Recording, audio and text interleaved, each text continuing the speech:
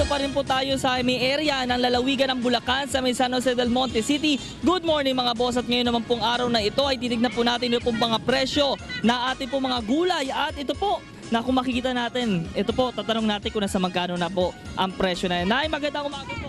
Magandang umaga naman po. Yan, ay pangalan po ninyo po. Connie Felicia. Ito po, tanong natin muna ang presyo ng ating gulay. Nasa magkano na po yun dito? Ito po, 10 lang po, isang tali. Apo. Tapos dito po sa ating po mga kamatis, nasa magkano po? Ito po, 20 po kalahati, 40 po ang kilo. Okay. Nasa mga ceiling green, nasa magkano po? Mahal po ang sili eh. 40 po ang kalahati. 40 lang pala. Labuyo. Labuyo po, 200 isang kilo. Tapos, ito po, Nay, ano pong gulay po ito? Sigarilyas po, sigarilyas. 10 lang po, isang tali. Tapos yung katabi niya, Pipino, 25 lang po isang kilo. 25 sa kilo. Tapos yun, yung ating mga Papaya po, 40 po kilo. 40 Ito po, 40 din ang kilo. Yan. Tapos ito, Ano po, 40 din po kilo niyan. ay Patola. Hola. Okay. Kaya sigarilyas na hola, makukumpleto na yata natin ang bahay kubo. Ito po ay 20 isang kilo. ano pong gulay po ito? Upo. Sa ating mga upo. Tapos ito pong Itlog itlog. pong native. Ito ang itlog na ito. Apo, itlog pong native to. Ano po ito? 50 lang po, 10 piraso. 10 piraso. 5 piso. Ito po po sa ano po ba ito? Ito po sa Bulacan. Sa Bulacan. Dito lang So, po. fresh talaga siya mula pa. Opo.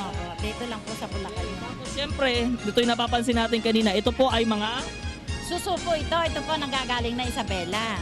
nasa magkano po? Isabela po yung nanggagaling yan. 4 kilo po kami. 40 po ang kalahati, 80 po ang kilo. Opo. May particularly anong pwedeng iluto? Pwede pong gataan, pwede sampalukan, pwede po kung ano gusto nyo luto. Yan ako mga boss, na talagang makikita nyo. Dito po ba sa may area lang ng grotto? Opo, dito po lang talaga marami nito. Isang hilera po kami dito. Yun, ako ipakita natin yung ating mga suki na talagang isang hilera sila na makikita dito. Babalikan natin si Nana. Ito tatanungin lang natin. Ito nasa magkano na po yung ating pong Sampalok, 30 lang ang kilo. Yan. ayan, mura na siya. Ito mga okra natin nasa Okra, 10 ang 5 piso. tapos ito na, ano po ito? Ube, 50 lang. 60 ang ubag. Luyang dilaw, 50 ang kilo. Sa talong?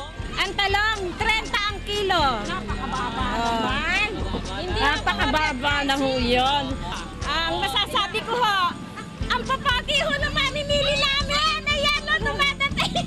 Ayan, ako talagang nag-aanyaya po si Nanay na pumunta po kayo dito sa may area ng grotto sa may San Jose del Monte sa lalawigan po ng Bulacan. Kaya yan po muna ang pinakahuling mga presyo ng bilihin mula pa rin po dito sa may area ng Bulacan para po sa ating price monitoring kasama si cameraman Dante Morada para sa Telebisyon ng Bayan. Ako si Julius de Samuron.